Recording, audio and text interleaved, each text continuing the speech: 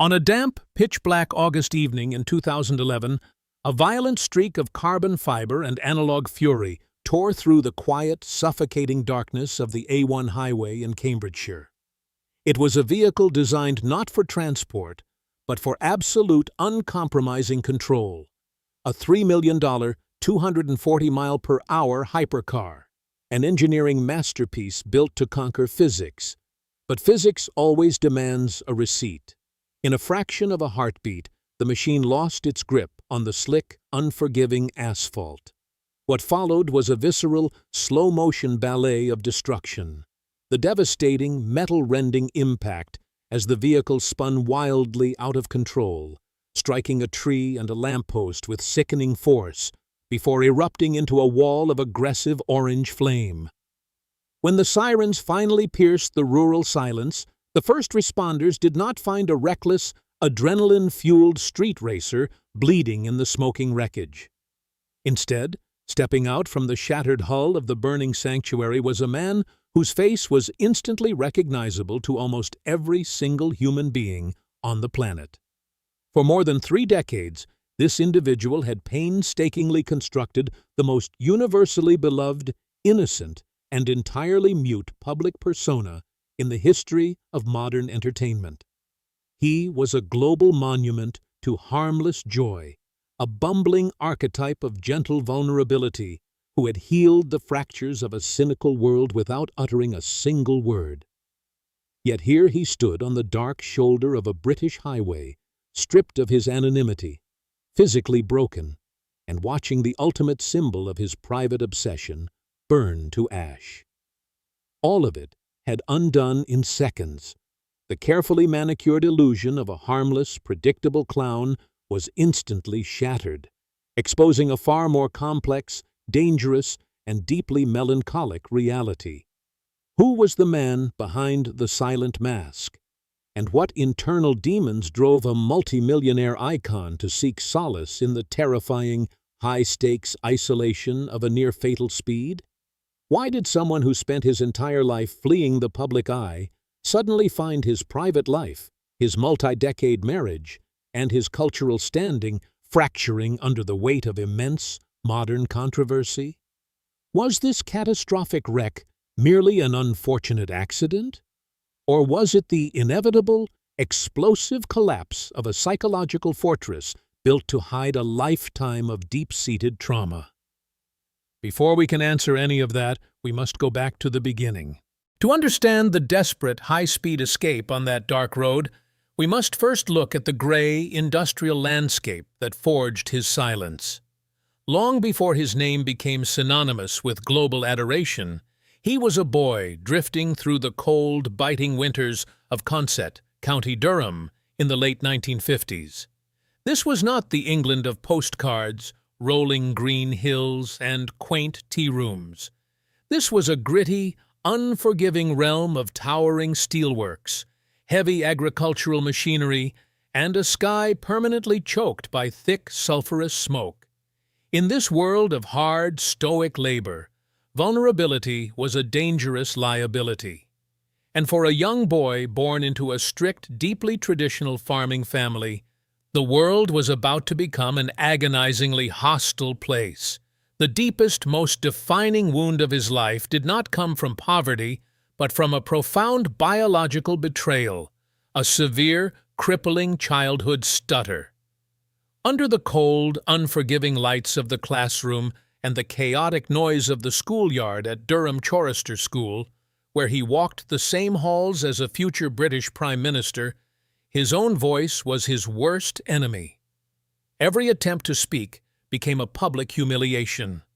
Words would catch violently in his throat, his face twisting into rubbery, exaggerated contortions as he fought a desperate, losing battle to force a simple sentence past his lips.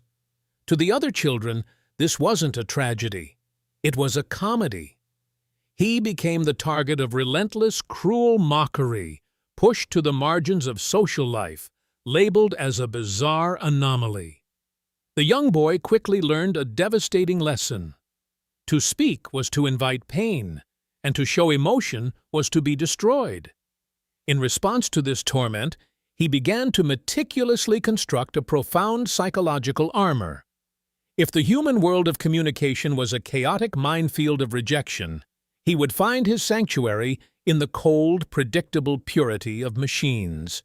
He became obsessed with the inner workings of lawnmowers, tractors, and electrical circuits.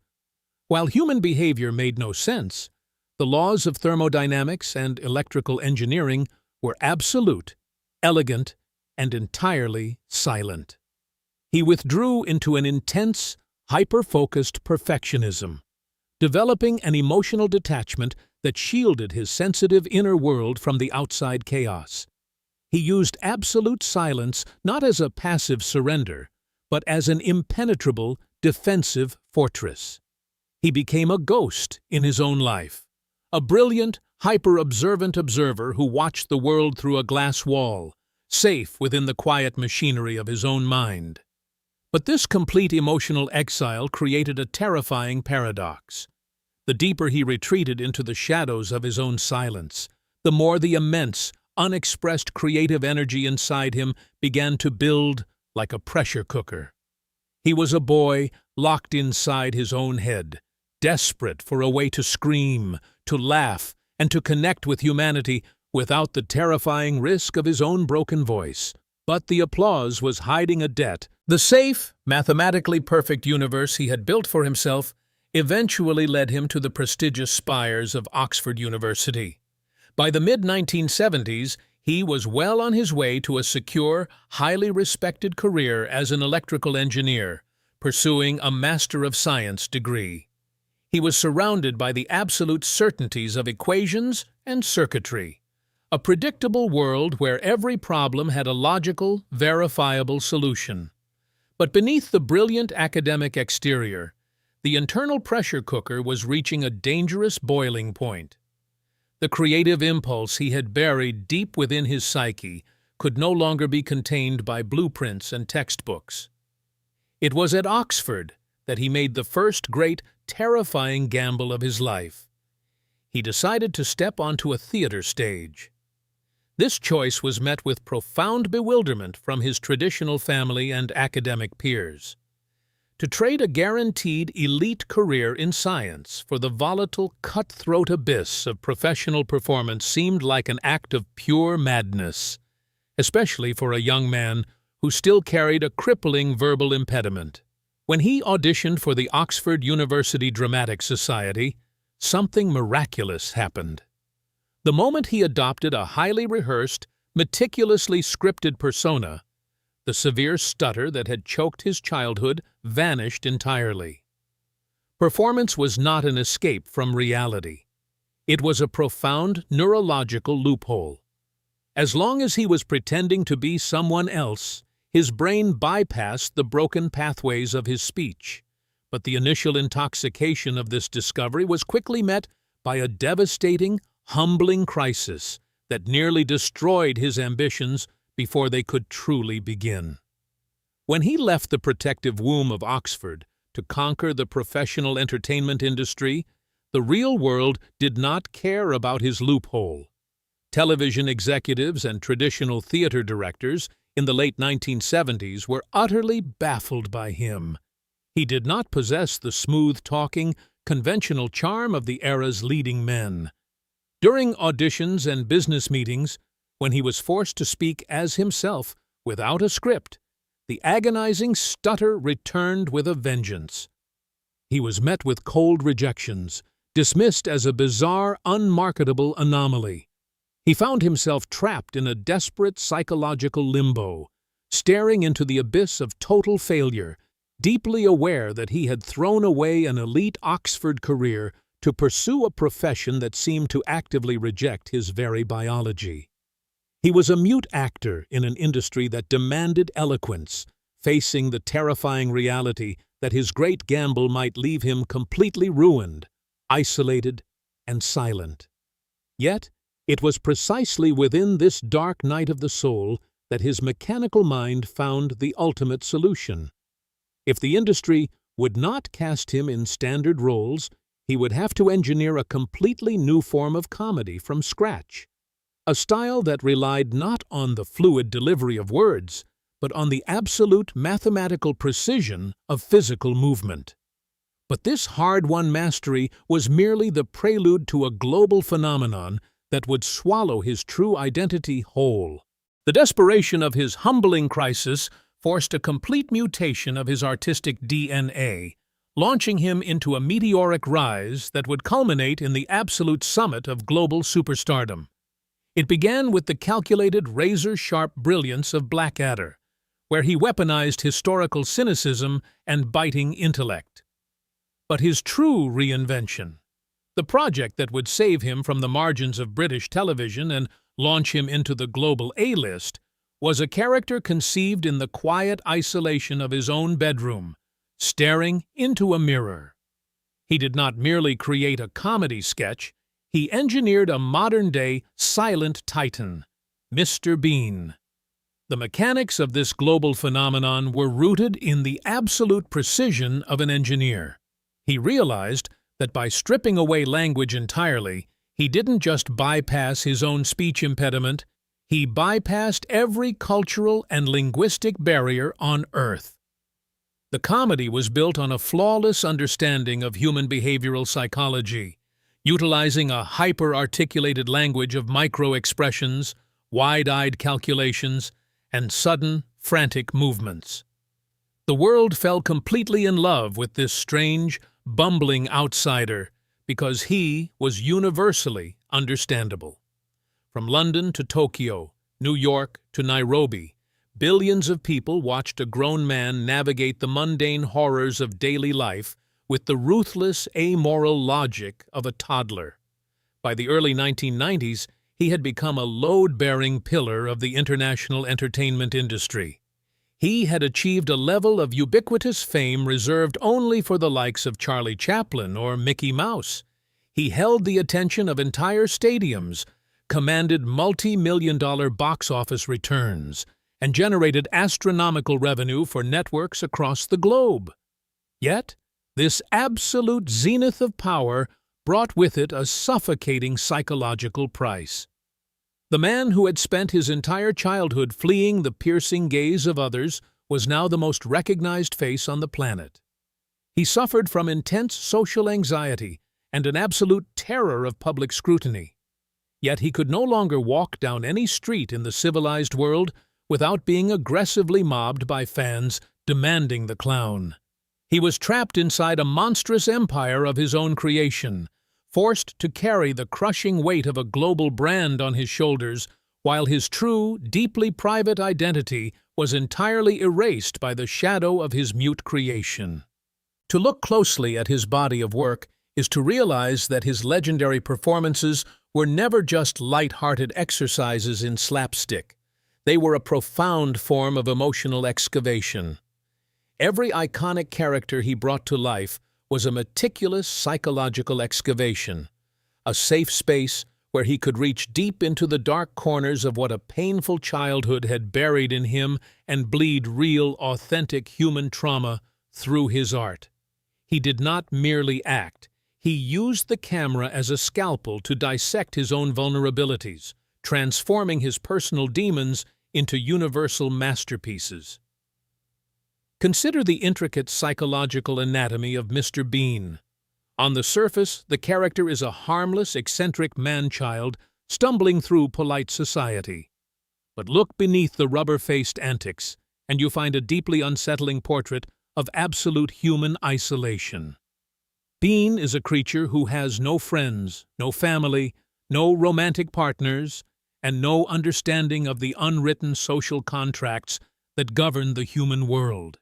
He is the raw, unpolished manifestation of the lonely, stuttering boy who walked the schoolyards of Durham, the child who was forced to sit on the margins, watching humanity from the outside through a glass wall. When Bean tries to navigate a department store, a church, or a restaurant, we are witnessing the exact social panic of an anxious misfit who feels profoundly alien in his own skin. The humor works precisely because it is grounded in the terrifying, heartbreaking truth of what it feels like to be completely alone in a crowded room. In stark contrast, his portrayal of Edmund Blackadder allowed him to excavate an entirely different, darker dimension of his inner world. Through Blackadder, he channeled all the biting, intellectual frustration and hidden resentment that a lifetime of forced silence had generated. Blackadder is a man of immense razor-sharp intelligence trapped in a suffocating universe of complete idiots, sycophants, and buffoons. He is constantly screaming internally for control, his eyes flashing with a mix of utter contempt and desperate panic, as the chaotic incompetence of the world around him threatens to pull him under. This wasn't just clever writing. It was Rowan projecting his own hyper-rational, engineer's mind onto the screen. The part of him that craved absolute, flawless precision and felt a profound, exhausting despair when faced with the messy, unpredictable madness of human behavior. Later in his career, he shed the comedic armor entirely to take on the somber, heavy mantle of the legendary French detective Jules Maigret. This performance was perhaps his most courageous act of emotional exposure. For the first time, there were no funny faces to hide behind, no manic physical energy to distract the audience, and no verbal gimmicks. He performed with his actual face, his actual voice, and a deep, weathered sorrow in his eyes. Maigret is a man who carries the weight of the world's sins on his shoulders, a silent observer who listens to the pain of others with a profound, quiet empathy. In this role, we see the true, unvarnished man, a deeply sensitive, melancholic intellectual who understands that life is a beautiful, tragic mess that cannot be fixed by equations or controlled by silence. It was a masterclass in restraint, proving that the comedy had always been a desperate shield for a deeply feeling dramatic actor. But this brilliant ability to transmute his internal warfare into cultural gold required an immense amount of psychological fuel. He was burning his own emotional sanctuary to keep the cameras rolling, and outside the studio walls, the structure of his real life was beginning to show dangerous, invisible fractures. But the absolute apex of global power is a precarious place to stand, and behind the closed doors of his fortress, the structural foundations of his real life were quietly, politely fracturing. For nearly a quarter of a century, his marriage to Sunetra Sastry had been considered one of the most stable, unassailable partnerships in British entertainment. She had been there since the early days of his ascent, a steady anchor in the turbulent sea of his exploding fame. But the same hyper-focused perfectionism that made him an artistic genius became a devastating, isolating force within his own home. His absolute obsession with control, his emotional withdrawal, and his compulsive dedication to his craft left little room for the messy, unpredictable compromises of human relationships. The quiet cracks finally split wide open, culminating in a highly publicized, lightning-fast, quickie divorce that concluded in mere seconds in a London court. The British public was deeply unsettled to discover that their ultimate monument to innocent, wholesome family entertainment had walked away from his 24-year marriage to pursue a relationship with a comedic actress 3 decades his junior. The fairy tale was dismantled. As the years advanced, this sudden vulnerability in his private life seemed to bleed into his public standing, fracturing his relationship with the very culture that had deified him. The man who had spent a lifetime using silence to avoid conflict suddenly found himself at the center of fierce, modern controversies. Armed with his Oxford degree in electrical engineering, he stepped completely out of character to write a deeply polarizing national critique on the rapid transition to electric vehicles. He argued passionately that he felt duped by the environmental promises of battery technology, presenting an intellectual, hyper-rational thesis that was instantly met with furious resistance. The backlash was swift and unprecedented. Environmental groups and data analysts roundly debunked his claims, and the controversy escalated to the point where an environmental think tank officially blamed the beloved actor in the UK Parliament for single-handedly damaging the country's green transition and causing a slump in electric car sales. Suddenly, the bumbling clown was being interrogated as a dangerous agent of public misinformation. This relentless friction of the modern era exposed his deepest, most fatal flaw, an absolute consuming terror of stillness. For decades, he had run at maximum velocity, jumping from one meticulously engineered character to the next, using the frantic energy of performance to escape the suffocating silence of his own mind. He was addicted to the external validation of the camera, yet utterly repulsed by the public scrutiny that came with it. He had built an empire to protect himself from the world, but he had forgotten that an empire requires constant defense. He was a man trapped in a prison of his own hyperintelligence, desperately trying to fix, control, and manipulate every narrative around him, completely unaware that the machinery of his life was spinning wildly out of his grasp. Which brings us full circle back to that pitch-black, damp August night on the A1 highway in 2011. The precise moment the internal and external worlds of Rowan Atkinson collided in an explosion of twisted metal and shattered glass. For decades, he had lived with a hidden, high-stakes compulsion, pushing multi-million-dollar analog hypercars to their absolute limits on public roads. It was the ultimate manifestation of his terror of stillness, a place where the speed was so blinding that the chaotic voices of his past, his severe social anxiety, and the suffocating burden of his global brand simply could not catch him. Inside that cockpit, he was in absolute control. Until, on a slick patch of British asphalt, the illusion of control vanished entirely. The impact was visceral, a slow-motion nightmare of pure physics. The $3 million McLaren F1 spun violently out of control, its carbon fiber hull violently striking a tree and a lamppost, absorbing forces that would have instantly claimed a lesser man's life before erupting into a fierce, orange wall of flame.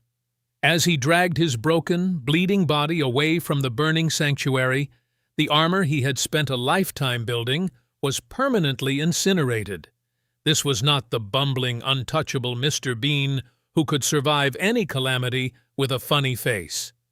This was a fragile, aging, and deeply isolated man, sitting on the cold shoulder of a highway, staring at the smoking ruins of his ultimate escape pod. The aftermath was brutal, swift, and unforgiving. The media descended upon the wreckage with an aggressive, voyeuristic hunger. The public was transfixed by the staggering financial absurdity of the event. A record-breaking £910,000 insurance repair bill, the highest in British history, which painted the beloved national icon not as a harmless clown, but as an eccentric, reckless plutocrat playing a dangerous game. More devastatingly, the industry and the culture he had anchored for 30 years seemed to quietly shift away from him. The invitations grew scarce, the old friends fell silent, and he retreated into a profound, self-imposed exile, watching from the shadows as a new, hypersensitive digital world questioned his past work, his private morals, and his modern intellect. Ultimately, the burning wreckage on that dark road stands as a profound, lingering thesis on the immense cost of human perfection. Rowan Atkinson spent his entire existence engineering an unassailable fortress of silence, comedy, and mechanical precision to escape a world that had rejected his true, vulnerable self. But the universe eventually demands that every mask be removed. In the end, the armor always breaks, leaving us not with an immortal clown, but with a deeply complex, brilliant, and beautifully flawed human being, a man who had to watch his own carefully crafted sanctuary burn to the ground just to finally stand in the light and realize he no longer needed to hide.